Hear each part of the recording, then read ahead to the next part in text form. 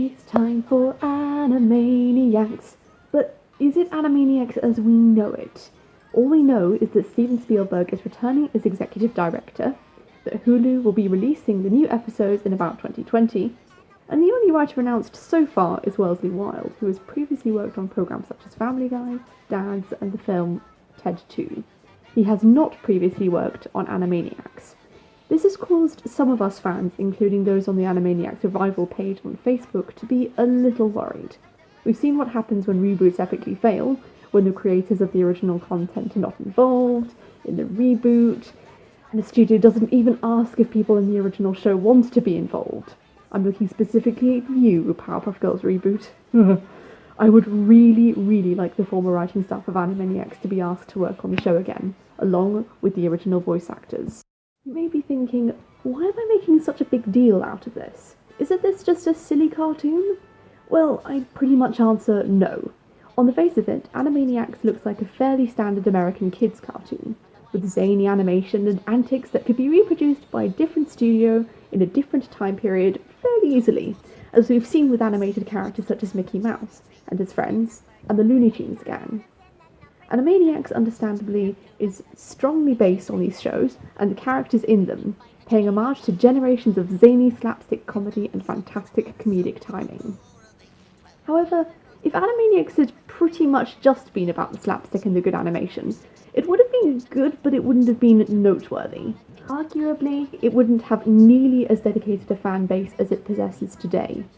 You see, there are many aspects of Animaniacs that make it stand out from other similar cartoons of the 90s. The primary aspect is the show's writing. The wittiness and verbal humour of the show surpasses many animated shows, including, arguably, a great deal of Looney Tunes and Disney cartoons, as good and as hilarious as these cartoons may be. The team of writers on the show were clearly witty and clever people, also showing a level of understanding and knowledge that goes above and beyond what is expected for a standard kids' TV programme. Another important, perhaps less talked about aspect is Animaniacs' educational value. Sure, it isn't exactly a replacement for school, but as sure as heck it's a replacement for boring, poorly done education.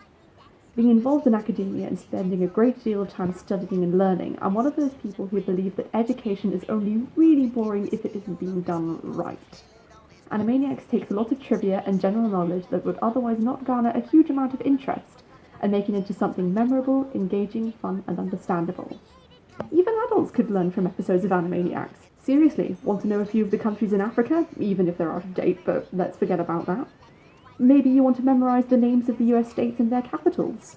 And if we're going to delve into the world of Pinky and the Brain, an even better animated show which was spawned from Animaniacs and made by much of its creative team, you can learn about historians, dictators, and so much more.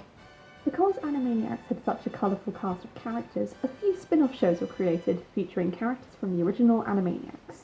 The only ones of these I've watched in their entirety are Pinky and the Brain, which actually introduced me to Animaniacs, funnily enough, and Freakazoid, which is without argument one of my favourite pieces of film or TV that features superheroes and supervillains. While Freakazoid features much more zany, random and off-the-wall humour, and is arguably inferior to Animaniacs in terms of comedic quality, depending on your preferred style of humour, Pinky and the Brain manages to surpass even Animaniacs, emphasising the best bits of Animaniacs and possessing even more witty and clever humour. I have a personal fondness for Pinky and the Brain. For a very long time it was my favourite TV programme and still remains one of my favourites to this day. The thought of not just extra Animaniacs but extra Pinky and the Brain episodes as well makes my heart leap. I've been waiting for something like this for a very long time. But alas, without at least some of the original creative team, Pinky and the Brain and Animaniacs just won't be the same. A lot of the voice actors who worked on the original characters, such as Rob Paulson, Maurice LaMarche and Tress MacNeille, have become more famous because of the characters they portrayed on Animaniacs, and they have a huge influence on the animation fan community. It would be absolutely devastating to not have them in the reboot. One of the primary reasons I won't watch full episodes of the new Powerpuff Girls is because they didn't feature the original voice actors, who made the main characters so lovable and memorable. Honestly, if Hulu doesn't bring back the voice actors and writers that made Animaniacs and Pinky and the Brain so great, I just won't watch the show, or at least I wouldn't buy it. Seriously, they'd be losing a lot of money from potential viewers who would boycott the show. We all know what power Twitter has. People will convince audiences not to watch the show. Please learn from the mistake of the Powerpuff Girls reboot. The horrendous mistake. Seriously, you're just better off hiring as much of the old team as possible. If not, you're going to lose a lot of your dignity and you're going to miss out on making some great animated content, which could potentially be loved by generations to come. Mediocre shows that are around now will be forgotten about a few years down the line.